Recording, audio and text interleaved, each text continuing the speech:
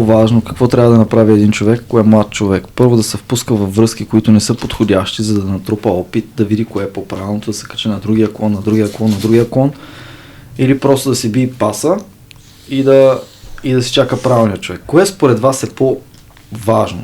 този въпрос, според мен, отговора пак е разделен на мъже и на жени, защото от женската Абсолютно, гледна точка, ако пробвам по първия начин, нали, който ти спомена, след това ще ми кажат, ама как така ти не си подбирала, какво стана, 10 бройки на 25 и айде чао. В случая за жените, потенциално би било по-добре втората опция. Просто да подбира партньорите си. Да, за мъжете не знам, честно казано. Интересна гледна точка. Може би 50-50, някъде по средата е отговора. Аз бих окуражил момчетата директно да се впускат в взаимоотношения, колкото и да не се чувстват готови. Просто защото единствения начин да растеш. Да, но това не залъгва жените, че те влизат в взаимоотношения. Да, залъгва ги абсолютно. Тя остава залъгана. Затова трябва да бъде бъде влиза във връзка, трябва да бъде премерено. Да. Да, то винаги зависи. ще има дисбаланс в тази динамика. Не може всички да са доволни. Няма как. Да. За жалост така работи света. Няма и после мъжете започваме като жените. Аз не го чувствам. Не знам. Дай ми малко време. Винаги ще ги има и тези мъже, нали, които ще си хващат връзки, просто е така да не им е скучно и да не са сами. И никога няма да имат сериозни намерения. Но за един мъж, който ще има сериозни намерения и ще си търси жената, той няма избор, освен да скача и да скача и да скача, докато не намери правилната жена. Просто така работят нещата и няма как. Ако го чувстваш много правилно, нали, ако много харесваш този човек и чувстваш, нали, че не искаш да го изпуснеш в крайна сметка, по-добре е give it a try. В смисъл, по-добре да пробваш, нали, да си удариш малко главата в стената в последствие, отколкото после цял живот ама що не пробвах, то сега така, пък можеше сега сме заедно. Според мен много зависи до каква степен са ви се развили взаимоотношенията и какво ти е показал и този човек като отношение. Влизаш във филма, аз това не го заслужавам, сега ще стане нещо лошо или аз ще направя нещо лошо и така нататък. И в крайна сметка го правиш, защото ти вече си навил тая лента, нали, нагласил си се, че това ще е така. Да, има нещо такова определено.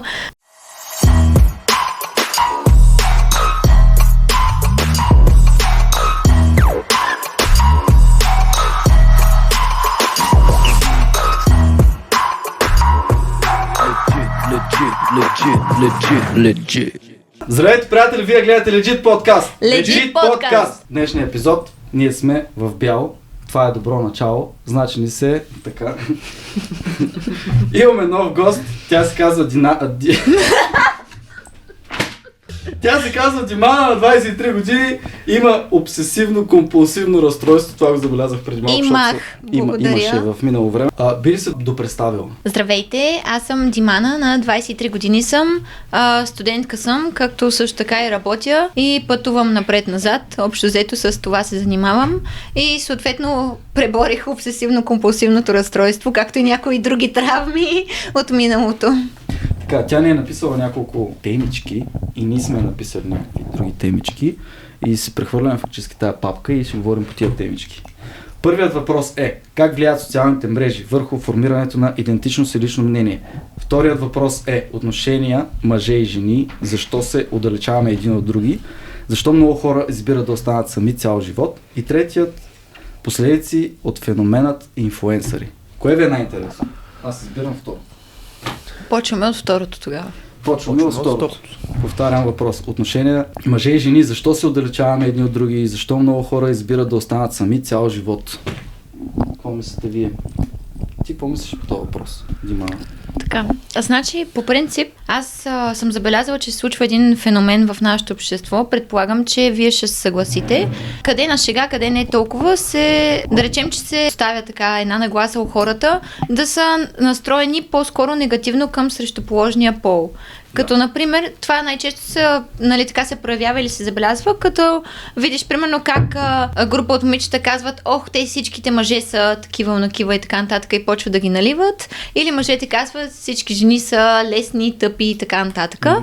И по този начин на едно по-несъзнателно ниво ти тия неща ги казваш и така във въздуха, но всъщност се заражда и се наслоява един вид неприязъм към отсрещния пол. И съответно, когато трябва с човек от този пол да създадеш някакво партньорство, връзка и така нататък, отношение. Някакво. Какво? А как се казва? Трябва да създадеш отношения с хората от другия пол. Та мисълта ми е, че каквито и отношения да са, ти автоматично на несъзнателно ниво влизаш с вече негативна нагласа, че този човек ще бъде или по някакъв начин ще те измаме, ще те излъже, или че ще се възползва от теб, или че като цяло той ще има някакви супер отвратителни негативни качества, без да си го опознал. Все едно ти е противник. Да, Всъщност абсолютно. ви трябва да сте в един тим.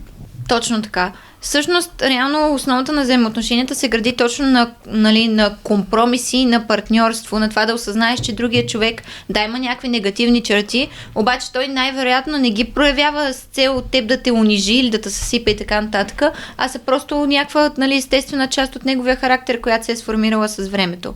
Обаче повечето хора тръгват с по-такава, как да кажа, не бих казала точно с омраза, но по-скоро с негативна нагласа към отсрещния пол. Това се дължи на неразбиране на другия пол, как той функционира, защо правят дадените неща. И е много лесно да изкритикуваш човека и да кажеш, тя е така, или той е такъв. Абсолютно. Другото, което според мен се дължи на чисто социално, защото като се съберете примерно 10 приятеля, във вашия случай, или при нас 10 приятелки се събираме и всичките почват да си плюят мъжете или вие всичките почвате да плюете жените, то просто дори ти да не си набил на това мнение. Конформизма. Да, абсолютно. Конформизъм от всякъде, то ти се наслоява, защото ти го чуваш от всякъде. И съответно смяташ, че очевидно явно това се случва, това е летвата и явно всички са така, щом толкова много хора го повтарят, това мнение. И много хора по този начин стават автоматично, как да кажа, настроени, че срещу положния пол е нещо едва ли не негативно. И контакта с него е някакъв такъв супер напрегнат. Това често ли го забелязваш? Неприязно цялостно, да, бих казала.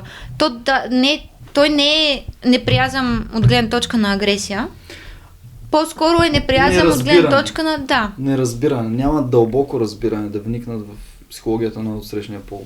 Да, абсолютно.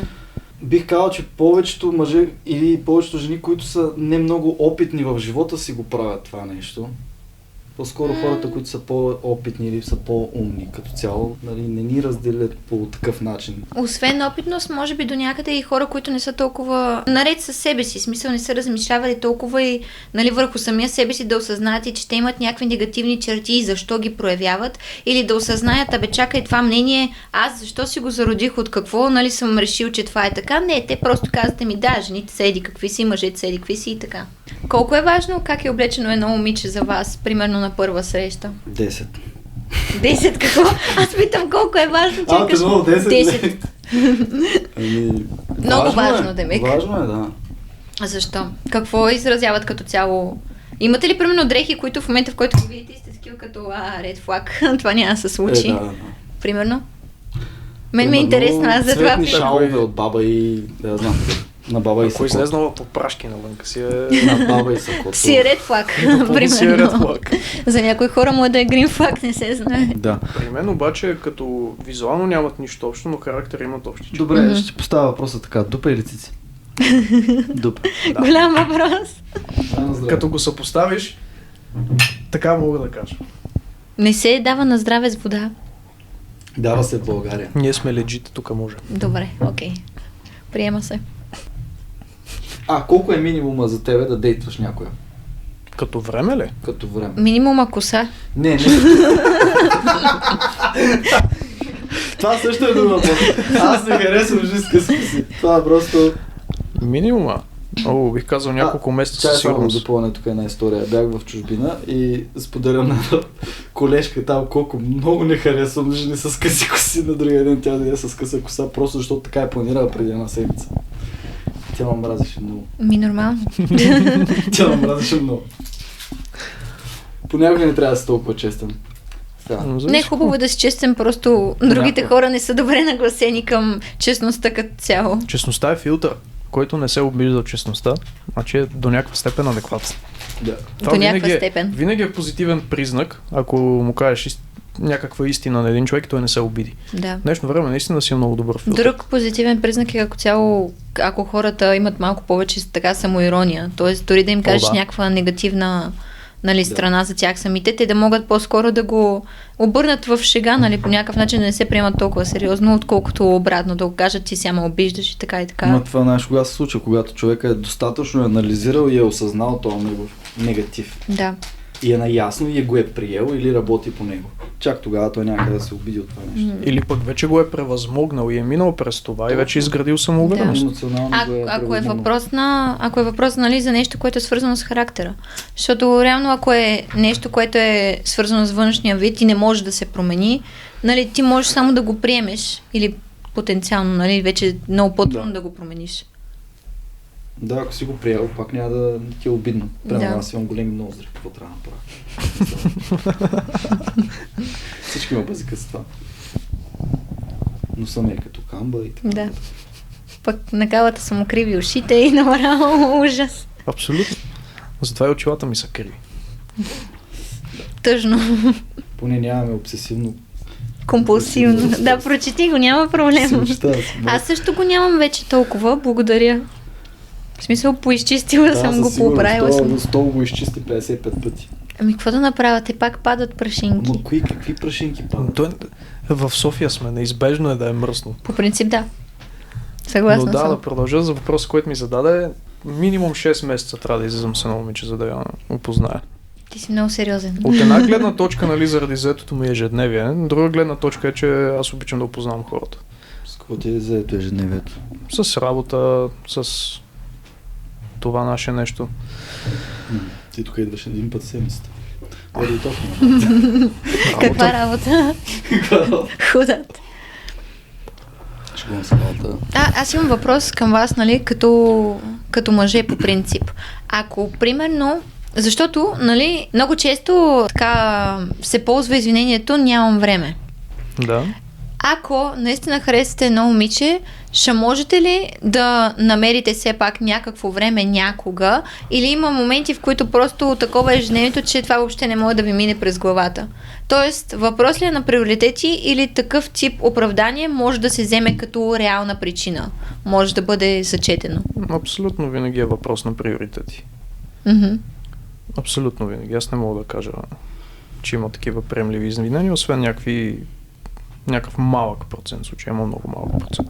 То зависи от дълбочината на въпроса. Смисъл, в контекста на това, аз ако имам примерно няколко бизнеса, които трябва да развивам и наистина нямам време за сериозна връзка, а виждам, че примерно момичето е читаво, тогава пак ми се е случвало просто да кажа, че наистина нямам време за това нещо. Знам, че тя си няма време, трябва да си внимание и така, което аз не мога да заделя на този етап от живота ми, примерно.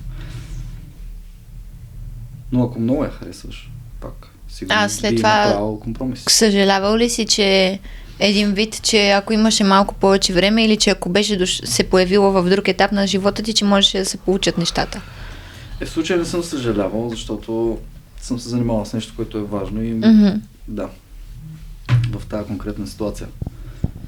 Но да, ако някой те харесва, това си е оправдание предимно, по принцип, защото не всеки има. Да, и аз по принцип също така мисля, просто ми беше интересно дали. Да. Има ли... Често ли ти оказват? Не. От приятелки съм чувала. Да. Има ли според вас такова нещо като правилен човек грешно време? Да. На мен се случва. Има. И в такъв случай, ако е правилният човек, какво може да стане? Просто се надяваш след времето... Аз се зарязах тапака. И се надяваш просто след времето да ви се прескат пак пътищата някакси. Надяваш се просто след време да ви се прескат пътищата. Да, защото съм тъп, смисъл. Ама това си е грешка, която съм допуснал. А ти я заряза защо? Защото беше грешното време или заради друга причина? Ами грешното време, аз повярвах, че мога да се справя по-добре, въпреки че то нямаше на къде, защото тя наистина много ми пасваше и просто си отскочих там в друг град по някакви задължения и не я сметнах за важна, което на този етап смятам, че ми беше грешка. Да. Аз точно в това отношение не го мисля като да съжалявам много за това, че е правилният човек грешен момент. а го приемам просто като необходимо изживяване, което трябва да го има. Аз Допълнително по това отношение... Да. Изграждат и мнение за връзки, нали, за себе си, опознаваш себе си в много такива отношения. Така е трябвало да стане. Би ли отговорил на въпроса? Така.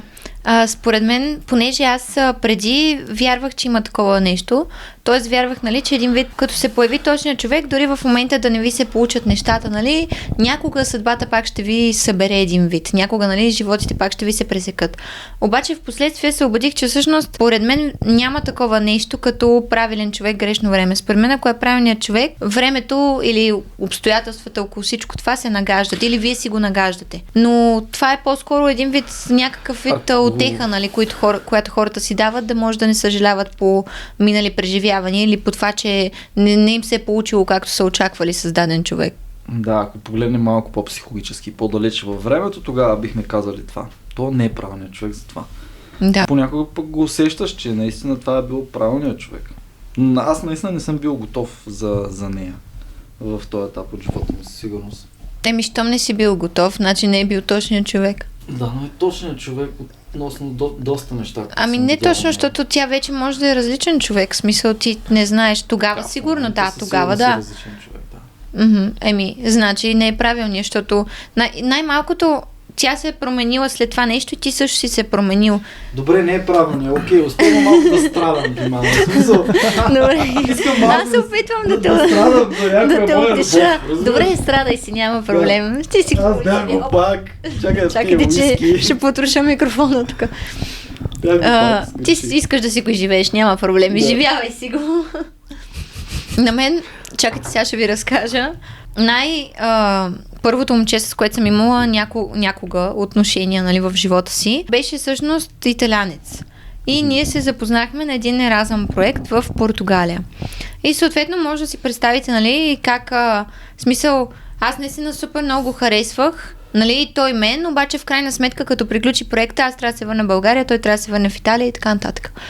И съответно, аз тогава, нали, супер много така го преживявах. Не, но какво? Какво по дяволите? Не мислиш, че това ще кажеш просто. Не, но други неща съм харесала, thanks. Но реално идеята беше, че супер много, нали, го преживявах. Беше супер гадно, защото си викам, добре, моля, нали... И това се случваше в период, в който реално аз нямах нито... Още бях, нали, в гимназията и съответно не съм имала нито възможността, нито финансовата най-малкото независимост да си хвана нещата и да замина в Италия, нали, да съм с него. Той занимаваше... Колко беше? На 18. Той занимаваше тогава с много различни други неща и той реално пътуваше из цяла Италия. В смисъл, той не е като да стои, нали, на едно място, да кажеш да отида при него, да живея. От Сицилия ли е? И... Не. Добре. Защо? Там са така... Хубави мъже ли? Доста хора, нали, мафията. Да, разбирам. За нещастие не можах да се вмъкна там. Трябваше сигурно.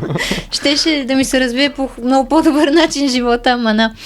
И съответно супер дълго време реално съжалявах за това нещо, защото, нали, ние продължихме да си пишем, нали, да си говорим и така нататък, обаче очевидно не е същото. И малко по-нататъка във времето, нали, прекратихме си отношенията в крайна сметка и аз бях точно с тази нагласа, нали, той е бил правилният човек за мен, обаче сега не се получава, обаче сега след време, нали, като завърша гимназия, хващам си багажите и айде към Италия и така нататък. И в последствие, нали, срещнах друг човек и осъзнах, че реално, нали, това, което се е случило с това момче от Италия, е имало, нали, явно някаква причина. Добре, почваме другата тема. Димана на 23 години. Отговори на въпроса. Едвам съм ги стигнала с мъка. Няма нищо, още една-две и пенсия. Какво си мисли едно момиче на 23 години, Димана, в София, 2024 година? Какво си мисли за съзнание? Какво те притеснява? Леле. Какво те радва? Какво те вълнува? Какво ме вълнува? Това е много интересен въпрос, защото може да бъде погледнат по два начина. Едното е какво ме вълнува от гледна точка, нали, на света около мен, т.е. това, Да. което се случва с хората около мен и така нататък. В такъв случай отговор е, че като цяло човешките взаимоотношения ме вълнуват и на това на къде отива обществото. Да. А иначе, какво ме е развълнувало лично мен, нали? Честно казано, не е много напоследък. Добре, нищо, тук сме да си излеем всички емоции. Смисъл, Давай ти първи, аз съм по твой пример. Без конкретен въпрос, какво ти отговаря? Не се епизод Теб какво те терапия. вълнува? Не се епизод терапия, да. Мен ме вълнува да направим 300 епизода и да получим монетизация и да почнем да правя по 15 000 лева от този подкаст. Да. И да после получиш да седна на онова едно столче на там YouTube такова. и вие да си сядате тук да си правите подкаста и аз, И ти да си чилваш. аз да се чилвам и да си Да. вадя по 15 бона. Ето, Минимум. Да. Много добър план, харесва ми. Добре, за теб какво са червени флагове в един уж? Значи, Знаеш ли ще някакъв ги... пример, някаква ситуация? Много да се имам, създаде? спокойно. Да, слушам. Ще ги разделя на два типа, нали? Едното чисто от към поведение и характер и другия червен флаг е по-скоро от гледна точка на хигиена, нали? Външен вид. Значи за мен супер голям червен флаг е да имам мръсно под ногтите. Това е абсолютно отвратително и не го приемам изобщо. Ако е автомонтьор. С златни ръце.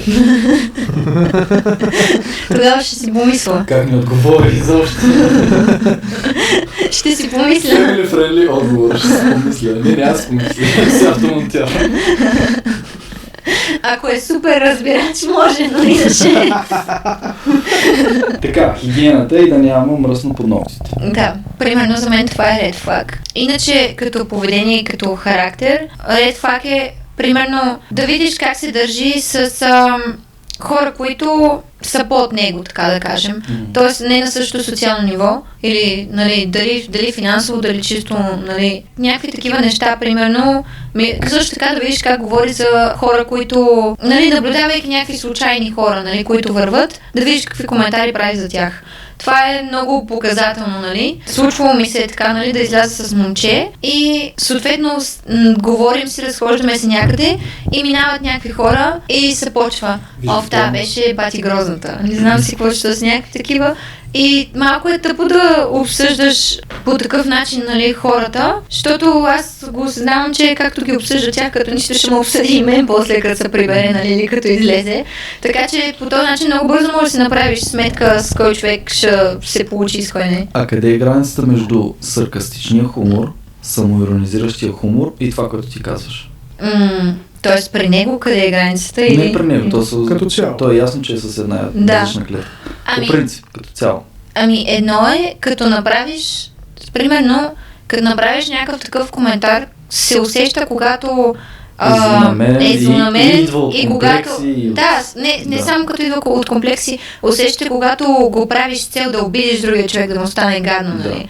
Дори още по-смешно е като го правиш с гърба, защото в смисъл поне, нали, го кажи в лицето, ако смяташ, че ти е толкова важно мнението. Да. Ако има, нали, доза самоирония, според мен повечето хора, които иронизират себе си или близките си, го правят с не лошо чувство. С цел хумор, да. Да, с цел хумор и това се усеща много в самия разговор. Да. Още повече, ако в този случай, нали, когато ние сме на първа среща и очевидно не се познаваме толкова добре, нали, много добро впечатление ще да ми направи, ако той беше вметнал някаква шега за самия себе си, примерно.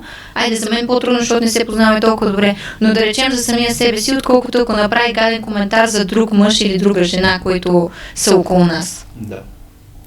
Това ми е любимия тип комуникация между приятели, между другото, с сипване, с сарказъм. Да, аз така комуникирам с всичките си приятели, между другото. Аз също просто като се съберем и с голямата обхвата. Няма друг тип разговор. Да, абсолютно. Ама това е хубаво. Това реално е полезно и за самите отношения. Да. И е полезно и за самия човек, защото става доста по-така широко скроен. Понеже ти ако го чуеш от приятелите ти, ако самия ти се базикаш това нещо, после някой друг човек, ако ти го каже, няма да те засегне по този начин. Той просто не може да достигне вече до теб и няма такова влияние. Абсолютно. Докато ако се опитваш всячески да го скриеш, да го пазиш и никой да не го коментира, един човек да го каже, автоматично те срива. В смисъл автоматично... Защото те удрят точно по болното място, де ти си опитвал толкова дълго време да пазиш. Да, аз съм забелязал много хора, така са много обидчиви. Това направо много странно. Най-често, когато са по-малки, нали? Ти ме обиди. Но какво значи ти ме обиди? човекът ти е казал някаква критика или нещо грубо, М. нали, има разлика, ако го е казал с цел да те обиди наистина, тогава е гадно, да. Но то се усеща това нещо, поне Да, според то се мен усеща. веднага се разбира дали го казва, защото е негово мнение, което реално иска да ти помогне по някакъв начин, или защото е с цел хумор. Да. И тотално различно, ако се опитва, нали, да го направи и седи, ти гледа реакцията, нали, един вид да види сега как ще се почувстваш. Но това нещо с това колко тънкообидни са станали всички, според мен идва основно от Америка. Там е вече на next level. Да. Там е доста по-така. И общо взето идва от това, че хората, като няма какъв демографски проблем да измислят или социален проблем да измислят, и просто решиха, че вече всяка втора реплика е обидна, нарушава директно достоинството на някой човек и така нататък. И те много обичат там и да се съдят за такива неща. Да. Мен лично хората понякога ме бъркат, нали, понеже тия, които не ме познават, бъркат моя хъплив характер, моя сарказъм с това, че съм точно такъв тип човек, който описа преди малко. Да, се едно си злобен, едва Да, ли не. да. Мгм. Защото когато ме опознаят, пък виждат, че не е точно така. И когато някой ми сипе така с голямата лопата за нещо, нали, големите ми ноздри, нещо такова, ама да го поднесе по такъв саркастичен, готин начин, разбираш? С някакъв контекст, тогава става много готино и тогава винаги казвам, това беше добро. Не съм го очаквал Абсолютно. от тебе, нали? Да, съгласна съм. Особено ако... Има си граница. Да. И тя се усеща. В смисъл, обикновено поне в самото стечение на разговора, нали, или най-малкото от това какви отношения имате вие като хора, колко добре се познавате, може да усетиш кога нещо е, нали, с цел хумор и кога е по-скоро от комплекс или от злоба. Абсолютно. Добре, какви други червени флагове имаш към мъжете? Като значи, това е червен флаг, който е по-така общ, нали, но ако то не е само към мъжете, нали, то може да бъде даже червен флаг към жените, като примерно си избирам приятелка. Като цяло... Не, имах предвид, избирам, нали, с какви хора да общувам, нали, в обкръжението си. Като цяло, доста голям според мен червен флаг е човек да има, как да кажа, да не е достатъчно емоционално наясно със себе си. Да има един вид, то даже не е емоционална нестабилност, а по-скоро е някакъв вид отхвърляне на емоционалния свят, така нататък. Когато, примерно, не иска да има някакви, нали, проблеми и така нататък и не иска да ги фейсне, да се бори с тях, да се изправи срещу тях, не иска да ги признае. Обикновено от такова нещо се зараждат и повечето комплекси, нали, защото ти имаш някаква, нали, появила ти се някаква идея, че нещо с тебе не е наред, обаче вместо да го пребориш, решаваш, че това трябва да бъде супер скрито от света, никой да не го вижда, никой да не го коментира и така нататък. За мен лично това е една такава емоционална, как да кажа, ниска емоционална интелигентност, за мен е голям червен флаг. Защото това означава, че понеже ако ти това нещо го проявяваш към самия себе си, то на 1100% го проявяваш и към околните. Да. Това е свързано с това, че хората не са свикнали да са много аналитични. Аз това забелязвам, че жените като цяло са по-аналитични от мъжете. Да. Защото когато един мъж е аналитичен, той открива тези негови качества, които са негативни и почва да се бори с тях, почва да анализира, почва да разбира мъжете, жените, психологията на хората като цяло. А наистина, може би повечето мъже го нямат това като качество. Mm-hmm. Те си това е вярно. При жените е според мен до някъде и чисто биологически, защото има една част в мозъка, сега забравих как се казва, но както и да е, която се отключва, т.е. тя става активна, нали, когато една жена стане майка. И тази част отговаря основно за това да бъдеш в пъти по-мнителна, бдителна и така нататък. И т.е. да, за да може, нали, съответно, ако има някаква опасност за тебе, за детето и така нататък, да я забележиш възможно най-бързо. И това нещо при жените някакси е станало почти като част от характера. Вече толкова, нали, поколения наред се случва, че просто ние се учиме една друга, нали, да забелязваме много такива малки детайли, за да може, ако има някаква потенциална опасност, да я избегнеш. Това води до повишена аналитичност, това води до по-висока емоционална интелигентност. Но пък обратното, смисъл при мъжете е супер голям, поне за мен, е супер голям грин флаг, ако реално човека има такива анализаторски умения и особено ако ги има за самия себе си, защото, нали, да анализираш другите хора може би е една идея по-лесно, отколкото да анализираш себе си и вътрешните си проблеми. Да, и да се сравняваш с другите хора. Понякога твоите цели и желания са толкова различни от тия на другите хора. Понякога пред себе си трябва да обясниш защо искаш дадено нещо, защо го харесваш, защо го цениш, защо е важно за тебе, за да го преследваш. Да. Изключително важно е това. Има много хора, между другото, които и във връзките си взимат някакви такива решения и като ги питаш защо, ами защото така исках. Да, ама това искане, нали, това желание, то се е породило от нещо. Обаче просто ти не си стигнал до извода откъде е дошло, поне според мен е така. То може да ти е прехвърлено от някой друг. Не само то може да ти е от някаква, примерно, травма или нещо друго, нали, да ти е несъзнателно насъдено, обаче ти си такъв като ми, просто аз съм си такъв, така реших, така исках и така нататък. Това не е, според мен поне не е обяснение, това не е оправдание. И доста хора като цяло, особено често го ползват това, като изневеряват, нали, що изневеря, защото не знам. В смисъл, как така не знаеш, нали, значи трябва или нещо във връзката не е било наред, или по-вероятно нещо в теб самия не е било наред, нали, за да търсиш такъв вид validation, нали, извън човека, който ти се води най-близък. В смисъл, трябва да има някаква причина, най-вероятно тя може да е несъзнателна, нали, може да е нещо, което е било така провокирано на момента и ти му си се отдал, нали, ама има причина, това не се случва просто ей така. Тя може да е желание за себеизразяване, може да е нарцисизъм чист, може да е нужда от опит, нужда от друга валидация, може да е за да отмъстиш на човека до себе си заради нещо, което той ти е направил. Но със сигурност има причина, да, но със сигурност има такава, не е ей така, нали, защото просто на момента подхлъзнах се и какво стана. Кажете вие, не знам за червените флагове. Кой е червен флаг, който в никакъв случай не бихте простили? В смисъл, нещо, където като го видите и game over, приключваме, си говорим още сега. Или няма такова? Ими ако е била с много мъже и това е окей. Не осъзнава, че това Define много мъже. Над 100. Не, сега ако кажа пък над 100, означава, че 88 е окей. Супер топ. Не, няма да влизаме в тази тема. Добре, ще кажа. Защо да служи някаква бройка? Ако е била с много мъже и не го възприема като проблем, в смисъл е така като ми да, нали? Това ли е ред флага? По-скоро ред флага за какво? За секс, за взаимоотношения сериозни или за какво точно? Да, за взаимоотношения. Сериозни, да речем. Сериозни взаимоотношения. Защото за секс ред флаговете според мен са изцяло чисто физически. Смисъл друг за секс като цяло в характера най-вероятно няма да те бъркат много ред флагове. Ами нали? Ред флаг по-скоро, нали, това наскоро го осъзнах, по-скоро ако не ми кликва на нещата, от които аз се интересувам, не разбира,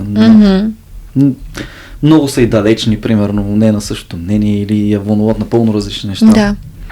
То това би трябвало да е такъв заимстван ред флаг. В смисъл, ако при тебе е така и при нея би трябвало да е същото. Да, то просто няма как да стане. Ред флаг. Ако има daddy issues, нали, това е един от ред флаговете. Знаеш ли колко много момичета имат daddy issues? В смисъл, тук изключи 90% от... Защо е ред флаг? Знам, за съжаление. Какво те отблъсква в тия daddy issues? Ами някои от жените не знаят как да се държат с мъжа до себе си, когато имат daddy issues, когато мъжката фигура липсва в семейството. Не знаят наистина какво има нужда мъжа до тях. Много го изпускат, много го пропускат това нещо, като важно. Даже съм чул, че някои жени смятат, че жената трябва да е перфектна в леглото или трябва да има много пари, или трябва... Те, между другото, повечето жени се фокусират върху качества, които мъжете не ценим толкова. Не ни е приоритет. Това е защото повечето жени не са напълно наясно как работи мъжката психика. Абсолютно. И съответно за това... Особено когато са на 20, да. 20 и повечето момичета се опитват да направят някакви интерпретации, нали, какво се харесва и какво не се харесва, въз основа на опит или на това, какво са чули от други момичета. Чули са мнението на някакъв 20 годишен, че той е казал, аз не бих правил секс с нея, защото тя не е опитна и тя вече почва да се изгражда мнението, че тя трябва да е опитна в леглото. Да, защото няма да я харесат иначе. Да, за да е опитна в леглото, трябва да има 100 приятели. Нали? И тя започва вече да се върля в някакви препятствия. Нали? Тя си ги иска, нали, то е съвкупно, винаги е съвкупно на нещата, които правим. Да. Но по този начин се получава оправданието тя да има много, нали, така, препятствия, както се изразих. Това според вас в обратната позиция, ако е за мъжа така, т.е. мъжа има 100 плюс бройки и така нататък, това не е ли също ред флаг за жените? Не. Защо? Защото при нас е точно изграждане на себе си, изграждане на увереност, на самочувствие, изграждане на опит, първо, и второ, това доказва, че мъжът е в състояние, в капацитета си, той да бъде с много жени. Добре. Абсолютно. Да, кажи. Противопоставено е, нали, ако има жена, да кажем 20 годишно момиче, което вече имала 3-4 гаджета, просто може да си... Много ли е за те? Представи си го, ти си на 20 и си имала 4 гаджета, в смисъл, ти не мога да задържиш защо отношения има хора, с... където почват примерно на 15, да речем, няма да и влизаме на тия всяко възрасти. гадже, ако е било по една година, примерно, то... Добре, там няма да влиза в тия подробности. Да кажем, че на 25 и ще имала вече 10 момчета бройки. Това какво значи? Пак си 90% от жените. Чакай, Това какво че значи, направо- че или че не може да си подбира партньорите, или че не може да изгради отношения. Или че не иска. Чакай, Или че не сега иска, да. 90 партньора са за 25 годишно момиче са супер много, така ли? Ими, Добре, в смисъл от 16 до 25, това са грубо 10 години от живота ти, с 10 Почти. човека. за една година, да. Не за една година. Да кажем средно, нали, по една година на гадже. Ами да, ма една година връзка не е толкова малък, в смисъл не е толкова къс период, нали? Но е достатъчен. Да, достатъчно да разбере, че този човек не е за нея. Ими да, но пак. Ама викаш пак, да не беше спала с него. В момента, в който почваш да си хващаш гаджета и да кажем, имал си една годишна връзка и кажеш, този човек не е за мен, окей. Следващия ще го подбереш по-добре. В този период от 10 години ти си от връзка на връзка и ти се получава. Значи ти не си избираш партньорите както трябва. Да. Защото за едно момиче е Но много по-търсено може и да е- от мъжете. Тя може да си подбере много внимателно с кой иска да излиза и с кой да си връзва взаимоотношения. Ако ги подбира. Ако ги подбира. Но това е ред флаг, че не може да подбира. Да. Ако са над 10, там вече на 25 години, ако е над 10, Калата не одобрява. говори лошо. Това е като да имаш работник, който сменя работите през 2 месеца. Какво значи то работник? Че не може да се задържи на едно Аз място. сменям работите през 2 месеца. Смисъл. Да, но това си на 30. Тъжно. Ама, според мен пък, това, което исках да кажа е, че както за жените, за мъжете е green flag да има 100 плюс бройки, така и за жените е също нещо. И Как също нещо? сега ще обясна. При вас, нали, вие казвате, ами да, той щом е спал с 100 жени, значи има, нали, търсене и така нататък, явно има някакви качества и така нататък. Окей, обаче от гледна точка на създаване на сериозна връзка, нали, партньорство, нали, семейство потенциално, няма как, ако този мъж, ако е бил с 100 жени, той най-вероятно няма един ден да се събуди и да каже, аз трябва да се спирам, нали. В повечето случаи, когато влезеш в такъв майндсет, така да го кажем, ти не можеш да излезеш от него, защото коя жена ще те накара да излезеш? Че ти си бил с 80, как тя ще докажеш, че тя е 81-та, дето е най-добрата? Няма как, защото ти вече имаш минал си през толкова много, че ти не ги възприемаш като хора, нали, с характер и така нататък, ти ги възприемаш като поредната, нали. И съответно, която и да е жена да дойде, предполагам, така съм чула, която и да е жена да дойде, тя няма как да ти докаже, че ще става за твой партньор, Ама защото... как, зависи. Значи, как има как? Ако е от етапа, представи си, че човека е израснал с комплекси. Ти си бил с 80 човека, от тия жени със сигурност поне една е Не била съм бил. вече... Не ти конкретно. Да. Даден мъж е бил с 80 жени, от тия жени със сигурност поне една, а може би повече, са имали супер качества да му бъдат добър партньор за цял живот. Обаче той ги е подминал. Ама той може да е бил в било етап, в достатъчно. който не иска сериозна връзка. Еми, добре, добре, е обаче... да не му е било достатъчно. Добре, и въпреки това ти като смисъл, идеята е, че чисто на психологическо ниво, колкото повече такива връзки имаш, особено ако са мимолетни, толкова по-малък шанс е реално... Не е така при мъжете. Защо? Да, при мъжете Добре, е- обяснете ми как така не е така. Ами не е така, защото при нас колкото повече, толкова повече власт, толкова повече сила, толкова повече увереност, толкова Така, повече... и коя жена ще те впечатли теб, като ти имаш самочувствието, че ти можеш да ги имаш Ще те всички? впечатли, когато си на етапа, в който искаш да я откриеш и вече знаеш, имаш добра извадка. Ма за какво ти на теб Да, този за етап, като сравнение. ти знаеш, че си... В смисъл, ти си Как нон-стоп... за какво ти е? В един момент ти Ми трябва не, това. Ми не, защото аз познавам мъже, които на 40 години казват, мен па за какво ми е жена, аз да не съм луд, аз искам да си хода, нали, цял живот. Този образ, който описваш, нали, възможно е да има и този образ, в смисъл точно това бройкаджийско поведение води към този образ, защото се наслоява с годините. Но то зависи от бройкаджията до бройкаджия. В смисъл има бройкаджи, които го правят само единствено на повърхностно ниво и само заради бройките и само да се кефят на приятелите си и само да се начешат егото. Има мъже, които правят много бройки, обаче се наслаждават на всеки един момент и всяко един вид приключение с тази жена. Има и такъв тип мъже, предполагам. Добре, как можеш да разбереш кой от кой тип е? Като жена ли? Трябва да си емоционално интелигентна и ще го разбереш много лесно. Според мен цялостно е много смисъл, защото очевидно, ако даден мъж ми каже, аз имам 40 бройки, аз някак да разбера те от кой вид са били. Ако има 40 бройки. Всичко си казва.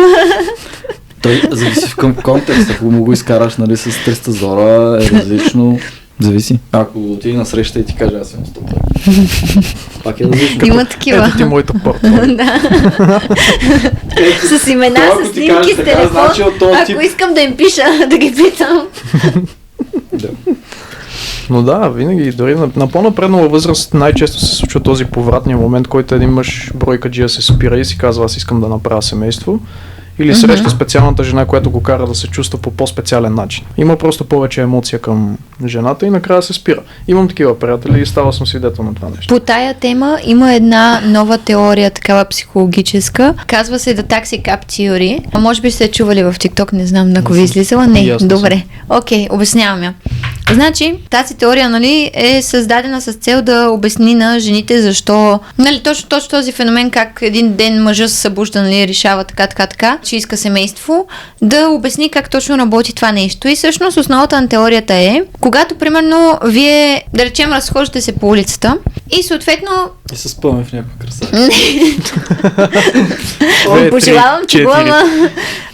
не, разхождате се по улицата и вие сте си преценили, че ще ходите до някъде, ама искате да ходите пеша. И съответно, колкото и таксите да ви подминат, вас не ви интересува, защото нямате намерение да хващате такси. Точно. Така. Обаче, разхождате се, нали, пак тръгвате на някъде и изведнъж си казвате, я да взема да хвана едно такси по-добре, защото, нали, ще стигна по-бързо, така и така. Вече хубави таксите ги няма. Това искаш. Останали само. Минаха 5 таксита покрай мен. И съответно, тогава, нали, вдигате ръка и първото такси, което мине на пътя, то е таксито за вас. Това е. Така. И съответно, дали е удобно, дали ще хора пъщ сега. Ти вече си на вълна, че искаш да се возиш. Да, това е риска на бройка. Добре, на английски това звучи по-хубаво, нали, но както и да е. И всъщност идеята на цялото това нещо е, че при мъжете не е въпроса, нали, дали е дошло най-хубавото такси, т.е. не е въпроса дали е дошла най-готината жена, а въпросът е дали той вече е в майндсета, в който иска да намери такава. По-скоро е във въпроса дали може да изчака още малко да дойде някакво такси. И дали може да си го позволи, смисъл, ако има парите за по-хубавото такси, ще си позволи по-хубавото такси, ако може да изчака малко. Да. Ако е малко по-чил. Но идеята е, защото примерно как се говорим в метафори, че...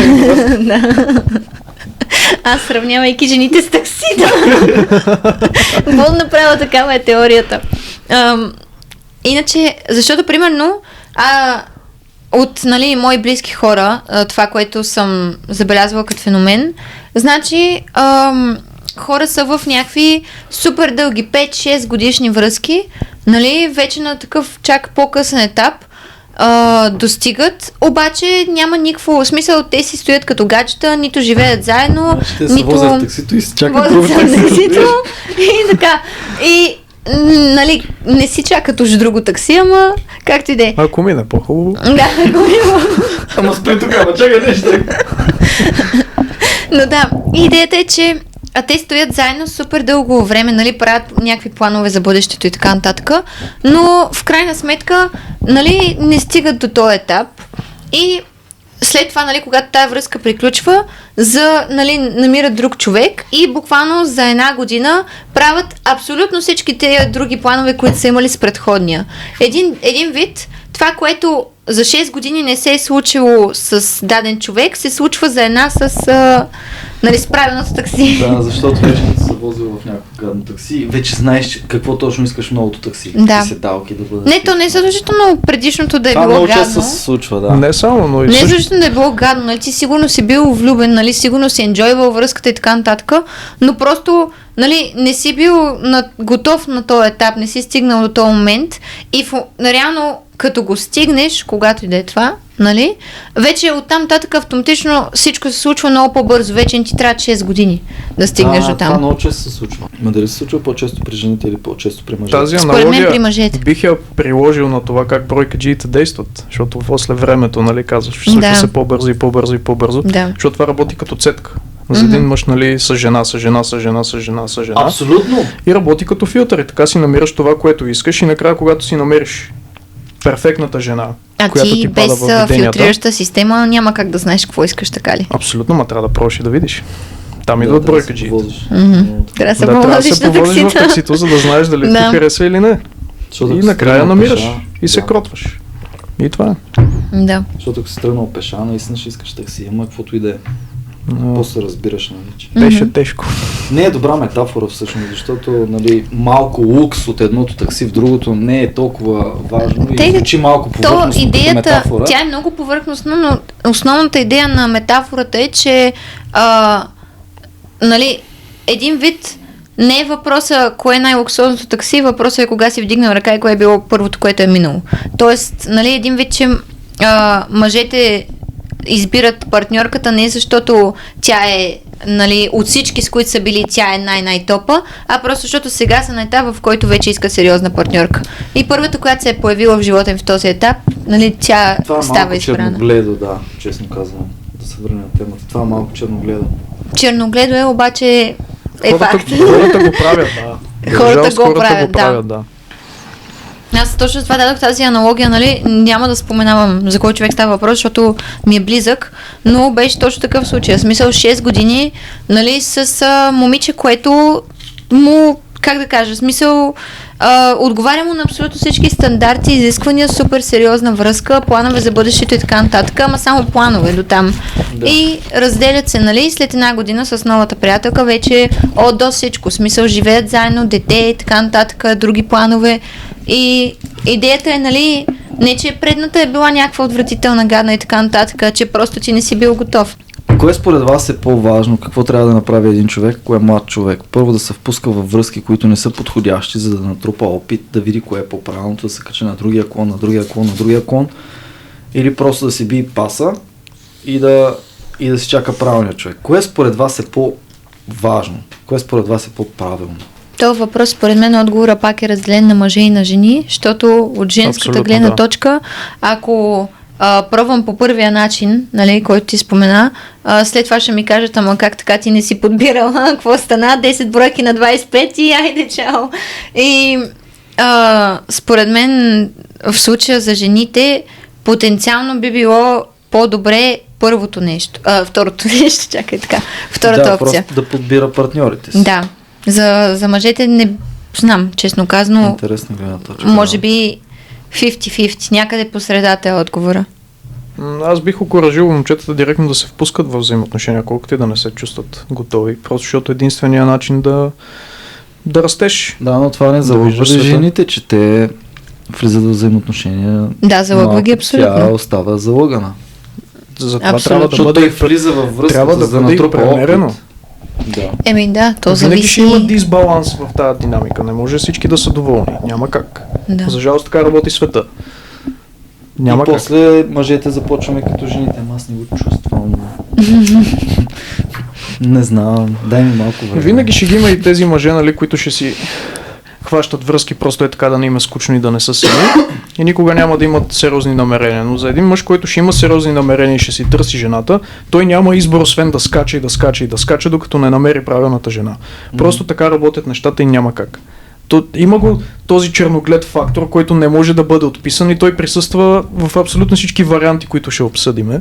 И просто не мисля, че трябва да го слагаме толкова на важност, защото просто е нещо нормално. Трябва да е следващия и така. Въпреки това, според мен, ако нали, без значение кой пол си, ако го чувстваш много правилно, нали, ако много харесваш този човек и чувстваш, нали, че не искаш да го изпуснеш в крайна сметка, по-добре е give it a try.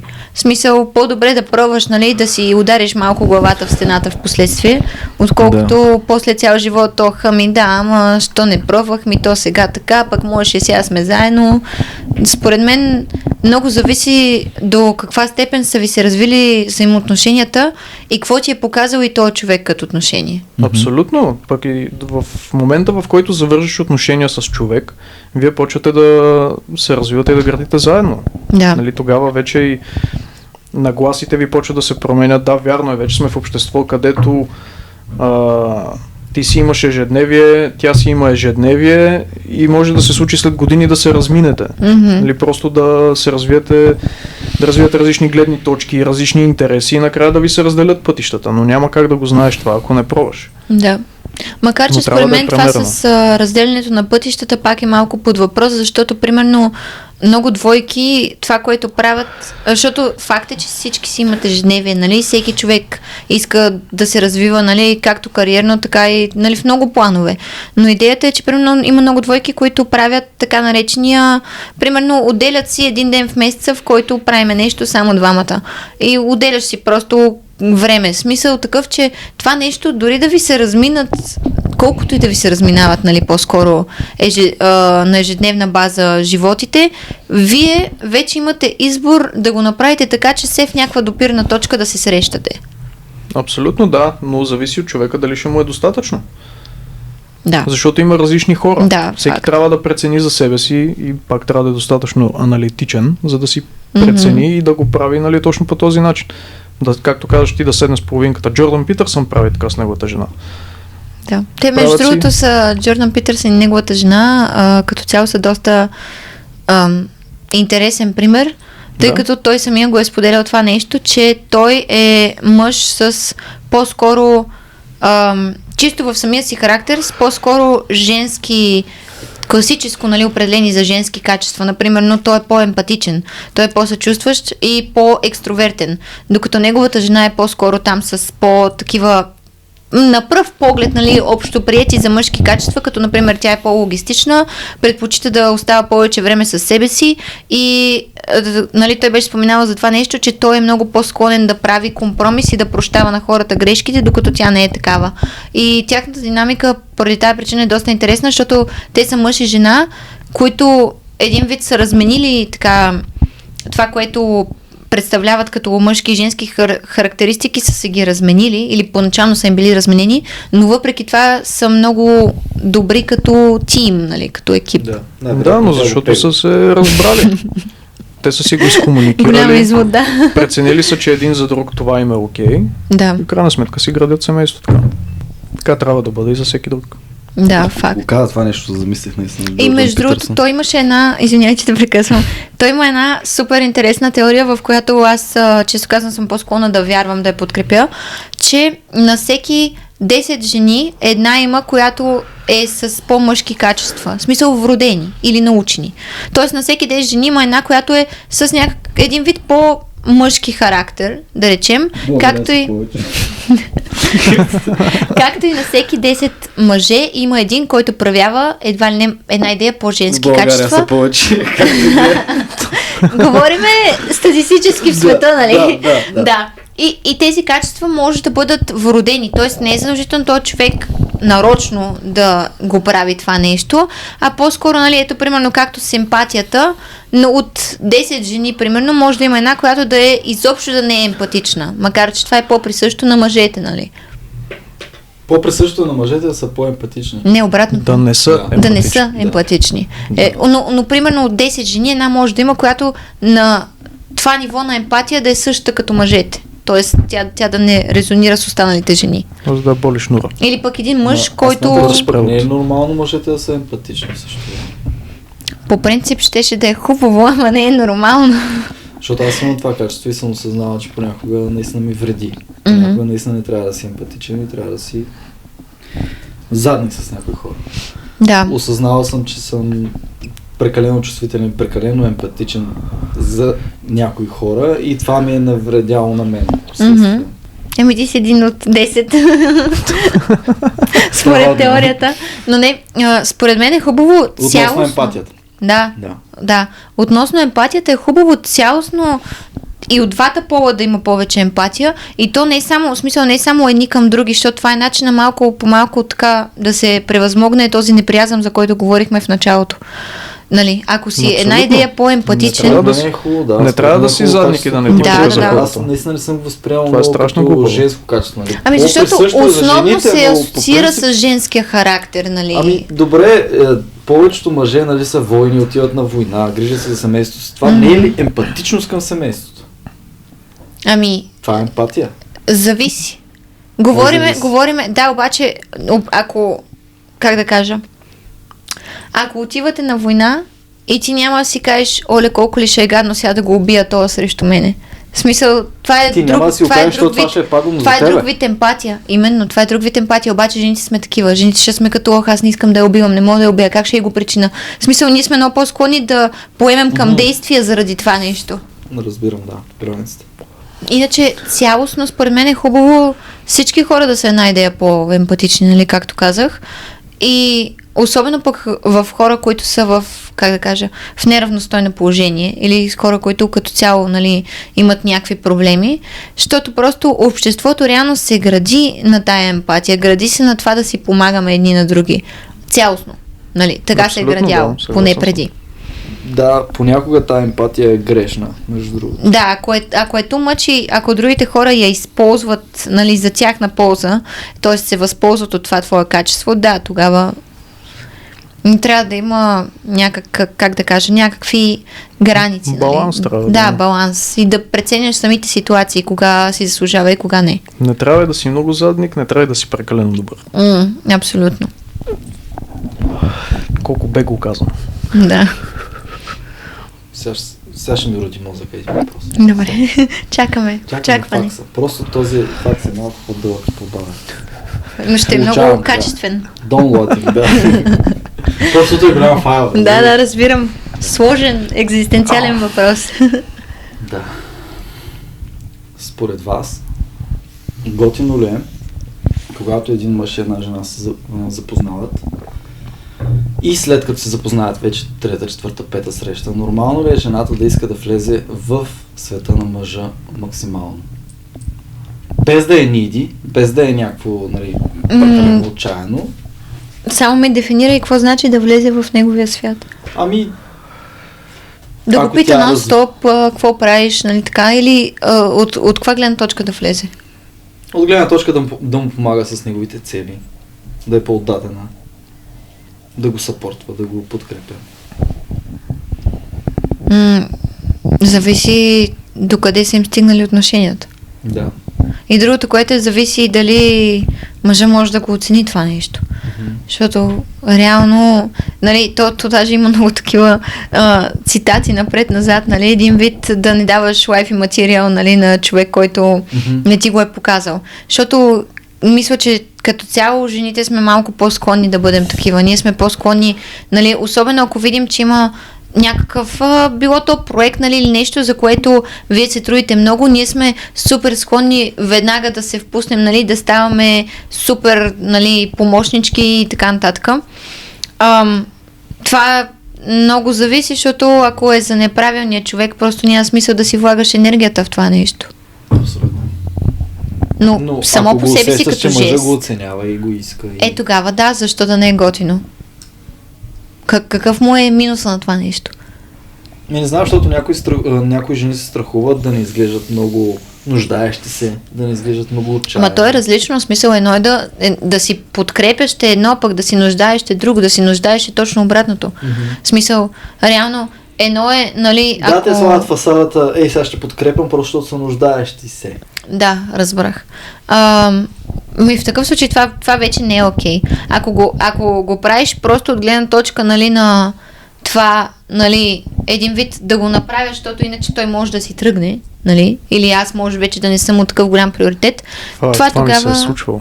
Еми да, това не е много, как да кажа, не е много окей според мен. Не е окей изобщо. Да, защото реално ти го правиш от страх, а не защото желаеш реално да му се получат нещата на него, а по-скоро защото те е страх какво ще стане с теб, ако не се получат.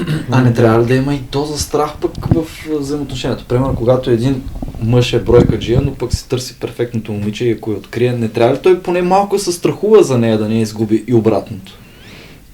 Зависи. Защото, в смисъл, според мен... Ако няма пък грам доза страх и да кажеш... Ако няма, точно в момент това ми беше мисълта, че то като няма грам доза страх, значи и не ти пука особено.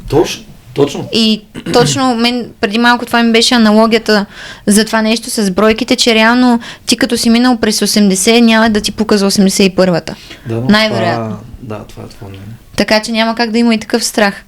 Но иначе, според мен не е хубаво да те е страх, че партньорът ти ще си тръгне, но дори да го има този страх, много по-важно е да знаеш, че ще се оправиш, дори това да стане. Абсолютно, съгласен съм. Не, че ще се оправиш, но по-скоро, че все някакси ще успееш да продължиш живота си и така. Да. В същото време, значи ти трябва да си изключително уверен, че ти ще откриеш човека до себе си, но и изключително уверен, че ти го заслужаваш. Да. А при много хора това второто е голям проблем. Има много хора, които всъщност си развалят, прецакват си връзките точно заради това нещо. Защото даже той е такъв импостър синдром малко, Тоест, ти, човека отсреща е страхотен и така нататък, обаче ти влизаш във филма, аз това не го заслужавам, сега ще стане нещо лошо или аз ще направя нещо лошо и така нататък. И в крайна сметка го правиш, защото ти вече си навил тая лента, нагласил си се, че това ще е така. Да, има нещо такова определено. Като цяло, това нещо е много трудно да се пребори, защото той идва на първо място от твоята лична нагласа със себе си. С това, като цяло, какво вярваш, че заслужаваш в живота да ти се случва и така нататък. Това са един вид, негатив белив, с които хората обикновено си ги носят със себе си доста дълго време и са много трудни да ги отхвърлиш от съзнанието си. Много е трудно просто да изчезнат, няма как. И проблема е, че като обикновено хората действат спрямо системата си от вярвания. И като вярваш, че не заслужаваш такъв партньор, който ти дава всичко, или който нон-стоп те обгрижва и така нататък, ти ще започнеш да се държиш така, все едно не го заслужаваш наистина и ще го отблъснеш. Или ще му даваш по-малко, отколкото трябва да му даваш, за да го заслужиш наистина, всъщност. Да. Просто защото, вече си влязал, как да кажа, в този филм, че в смисъл, общо взето си приключил нещата още преди да са започнали. Но това наистина е много трудно да го отхвърлиш като начин на мислене. Сега ще кажа един ред флаг, с който аз ще се застрелям в кръка. Не буквално. Кроп топове. Когато момичето е прекалено обсебена от нейните домашни любимци. Страдайте. Просто страдайте. Дефинирай. Защо? Аз съм съгласен, аз го намирам за странно. Ако е... Как? Ето точно говорим си за нуждата, за страха да не загубиш другия човек, за времето. Всъщност ти трябва и време ти да се посветиш на себе си, както на мъжете, така и на жените, да се посветиш на себе си, да се изграждаш като човек, да се запазиш като човек, като личност.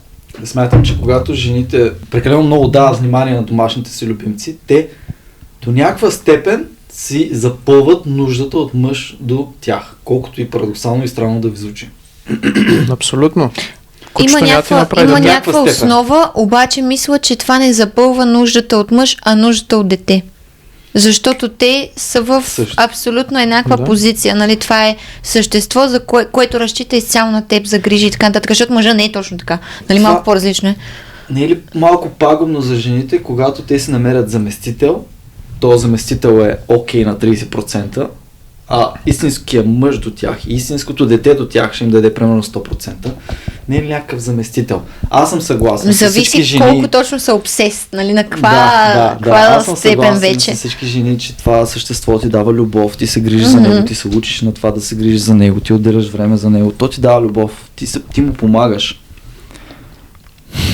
До някаква степен защото реално кучетата и малко... децата са, нали, единствените същества, ти дават такава безрезервна любов. В смисъл, дето е тотално, нали... Аз съм срещала обратния случай, т.е. аз съм срещнала момче, което ми е казало, че е разкарало приятелката си, защото тя не давала... да, смисъл не.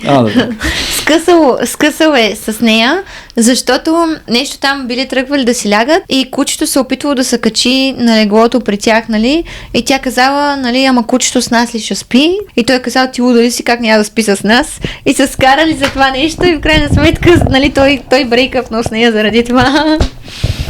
И аз тогава, нали, не знаех какво да кажа, защото не знаех дали е нормално това нещо, тази реакция, окей ли е. Нормално, че ще спи между нас двама. Да кажеш на приятелката ти му дали си махай, защото...